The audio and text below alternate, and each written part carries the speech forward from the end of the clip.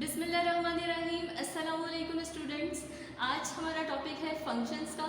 तो फंक्शन से पहले स्टूडेंट्स आप लोग पढ़ चुके हैं बाइनरी रिलेशंस, और बाइनरी रिलेशंस से आप लोग पहले पढ़ चुके थे कार्टेशियन प्रोडक्ट, और कार्टेशियन प्रोडक्ट से पहले हमने डिस्कस किया था सेट्स को। तो स्टूडेंट्स हमें फंक्शंस कहाँ से मिलते हैं? हमें फंक्शंस जो है वो मिलते हैं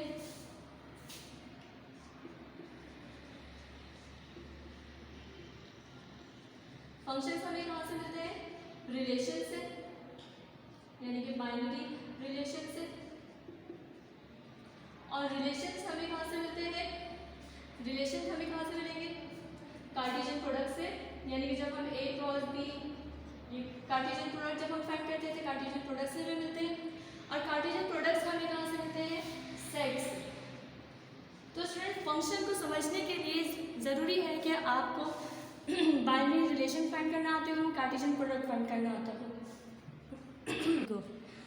अब हम जो बाइनरी रिलेशन फॉर्म करते हैं किसी भी, हम जब ए क्रॉस बी जब हम फाइंड करते हैं यानी कार्टेशियन प्रोडक्ट लेते हैं दो सेट्स का, तो उससे जो हम बाइनरी रिलेशंस फाइंड करते हैं उन्हीं रिलेशंस में से हम फंक्शन फाइंड करते हैं।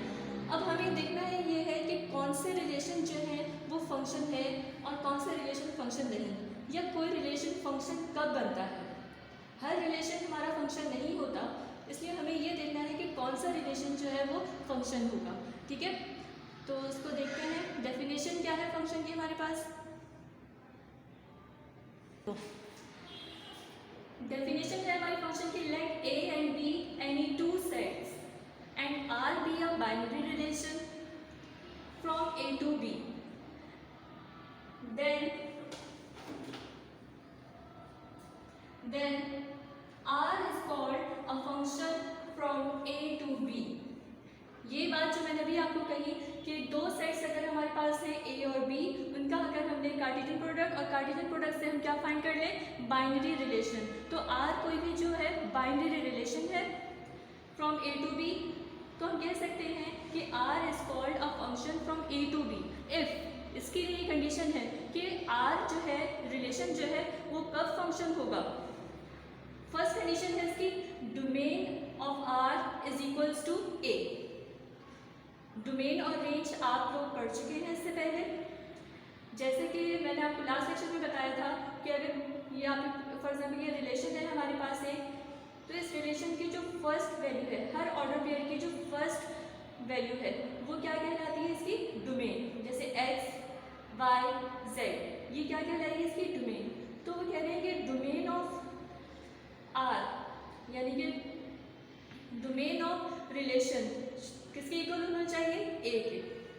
अगर डोमेन सेट जो है वो A के इक्वल नहीं आता तो फिर यहीं से हमारी ये कंडीशन, फर्स्ट कंडीशन फेल हो जाएगी और वो फंक्शन नहीं होगा। ठीक है, सेकेंड कंडीशन क्या है? अगर हमारे पास सेट ए के इक्वल आ जाता है डोमेन, तो every element of A is associated with exactly one element of B. Means कि सेट ए का हमारे पास हर एलिमेंट जो है वो सेट बी के एलिमेंट से एसोसिएट होना चाहिए। ठीक है, लेकिन सिर्फ और सिर्फ एक एलिमेंट से एसोसिएटेड होना चाहिए। तो अब हम इसको एक एग्जाम्पल से समझते हैं।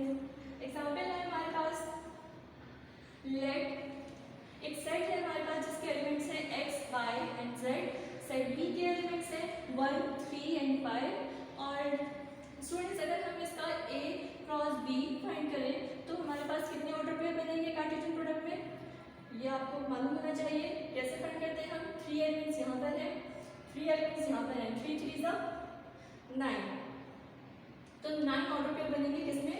a क्रॉस b में। और अगर हम a क्रॉस b से नंबर ऑफ रिलेशन फाइंड करें तो कितने रिलेशन बनेंगे? Number of relation in a cross b, तो कितने बनेंगे हमारे पास number of relation? 2 raise to the power 9, कितने हो जाएंगे? 512 रिलेशन। यानी कि अगर हम इन सेट ए और सेट बी के कार्टेशियन प्रोडक्ट से रिलेशन फाइंड करें, बाइनरी रिलेशन फाइंड करें, तो हमारे पास 512 रिलेशन आएंगे। तो 512 रिलेशन में से ही हमने एक रिलेशन कंसीडर कर लिया है, दैट इज R3, और इसके ऑर्डर पेयर है x, y, 3 एंड z, 5। तो स्टूडेंट अब हम ये देखते हैं कि क्या ये फंक्शन है या नहीं। ठीक है,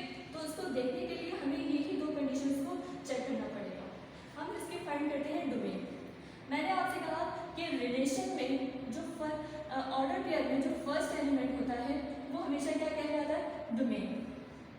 जैसे हम लिखते हैं डो R3, यानी कि R3 की डोमेन क्या सेट बन रहा है हमारा, X Y Z, ठीक है। डोमेन ऑफ R किसके इक्वल होना चाहिए, सेट A के इक्वल होना चाहिए। तो देखिए आपकी जो डोमेन है वो सेट A के इक्वल है। सेट A के एलिमेंट्स भी क्या है, X Y Z, और डोमेन के एलिमेंट्स भी है X Y Z, मींस ये हमारे किसके इक्वल आ गया, A के इक्वल आ गया, सेट A के इक्वल। तो हमारी फर्स्ट कंडीशन जो है वो तो सेटिस्फाई हो गई है। सेकंड कंडीशन देखते हैं क्या है, every element of A is associated with exactly one element of B। इसको देखते हैं। तो स्टूडेंट सेकंड जो हमारी कंडीशन है उसको देखने के लिए हम इसकी मैपिंग करेंगे। ये आपके पास सेट A है, ठीक है, ये सेट B है। इसके अलावा हम इस सेट को डोमेन भी कहते हैं और इसे हम रेंज कहते हैं, या फिर हम इसको कोडोमेन भी कहते हैं, ठीक है। तो स्टूडेंट्स देखिए आप कि आपके पास ये जो हमारे पास बन रहा है रिलेशन देखिए फर्स्ट ऑर्डर पेयर क्या है, यहाँ पे फर्स्ट ऑर्डर पेयर क्या है, x, 1, यानी कि x की इमेज क्या बन रही है B में, 1। अब इसको देखिए, सेट x, ये जो ऑर्डर पेयर x है इसकी सेट B में इमेज क्या बन रही है हमारे पास, 1, ठीक है। ये हमारी इमेजेस हैं इन एलिमेंट्स की। y की देखिए, y की इमेज क्या बन रही है, 3। y एसोसिएटेड है किससे, 3 से। y किससे एसोसिएटेड है, 3 से। और लास्ट ऑर्डर पेयर है z, 5, यानी कि z एसोसिएटेड है 5 से। z एसोसिएटेड है 5 से। तो स्टूडेंट देखिए सेकंड कंडीशन अगेन पढ़ के चेक कीजिए कि क्या हमारी सेकंड कंडीशन पूरी हो रही है यहाँ पे, कि हमारे पास सेट A का हर एलिमेंट जो है वो सेट B के एक ही एलिमेंट से एसोसिएटेड है, एक से ज़्यादा एलिमेंट से तो एसोसिएटेड नहीं है। तो आप देखिए कि एक ही एलिमेंट से एसोसिएटेड है, ठीक है। तो ये हमारे पास क्या बन गया, फंक्शन, क्योंकि हमारे पास दोनों प्रॉपर्टीज जो है वो सेटिस्फाई हो रही हैं, ठीक है। अच्छा स्टूडेंट्स, एक एग्जाम्पल इसी से और देखते हैं कि अगर हमारे पास यहाँ पर है x, y, z और यहाँ पर हमारे पास है 1, 3 और 5, यही है नंबर, सही। x की इमेज में क्या है, 1 बन रही है, y की इमेज जो है वो 3 बन रही है और z की इमेज जो है वो 1 है। अब जरा देखिए, क्या सेट A के हर एलिमेंट की सेट B में इमेज मौजूद है, या सेट A जो है वो सेट B के एक एलिमेंट से एसोसिएटेड है, x एसोसिएटेड है 1 से, y एसोसिएटेड है 3 से एंड z एसोसिएटेड है किससे, वो भी 1 से एसोसिएटेड है। तो ये भी हमारे पास फंक्शन होगा, ठीक है।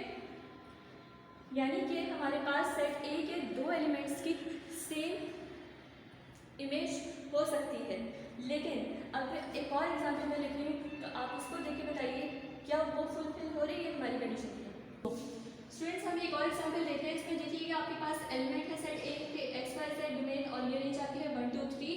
अब मैं यहाँ पे x की इमेज जो है x से एसोसिएटेड है 1 से और x एसोसिएटेड है 2 से और y एसोसिएटेड है 3 से और z भी एसोसिएटेड है 2 से।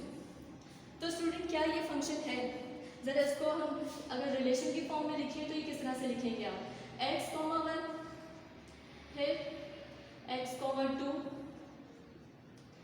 y, 3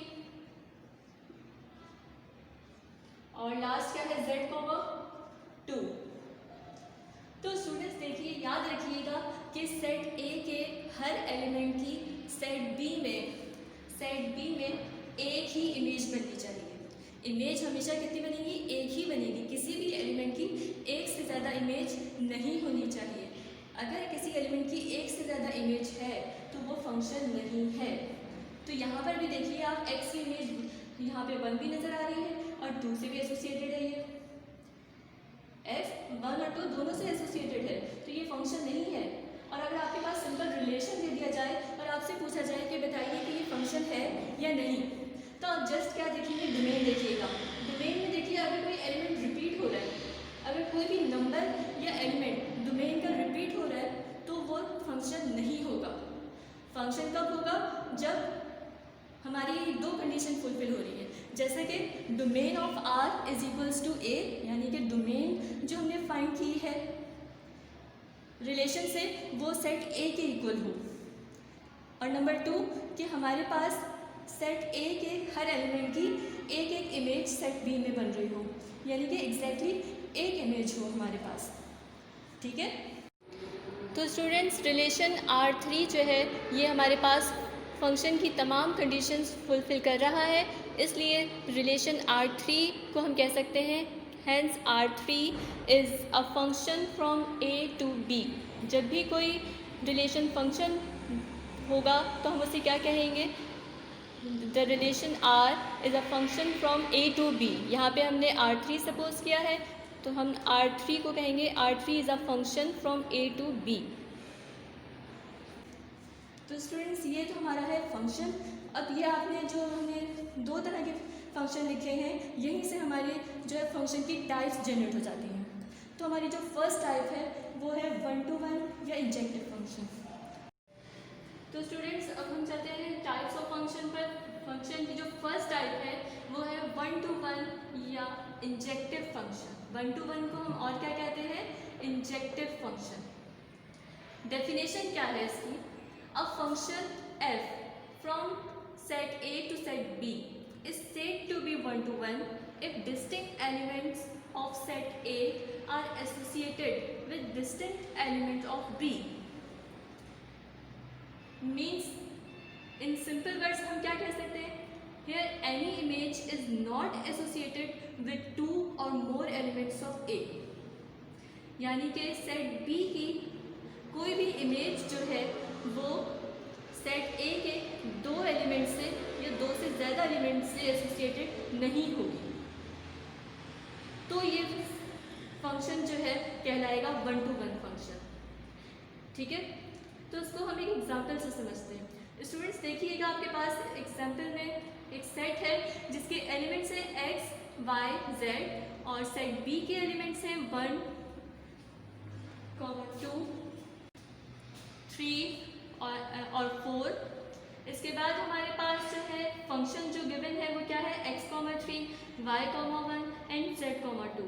स्टूडेंट्स यहाँ पे देखिएगा हमें फंक्शन ही गिवन है, बस हमें ये चेक करना है कि ये 1 to 1 है या ऑन टू है या फिर 1 to 1 एंड ऑन टू है, ये हमें चेक करना है। ठीक है, तो स्टूडेंट्स याद रखिएगा कि तमाम रिलेशन फंक्शन नहीं होते, तमाम रिलेशंस फंक्शन नहीं होते, लेकिन तमाम फंक्शन यानी कि हर फंक्शन जो है वो रिलेशन ज़रूर होगा।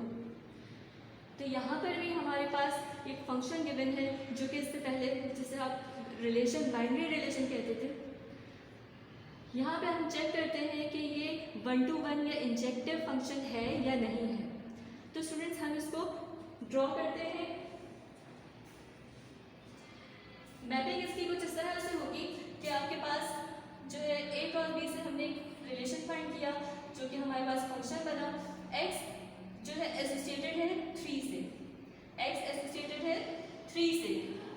ठीक है, इसी तरह से y जो है वो एसोसिएटेड है 1 से एंड z एसोसिएटेड थी किससे, 2 से।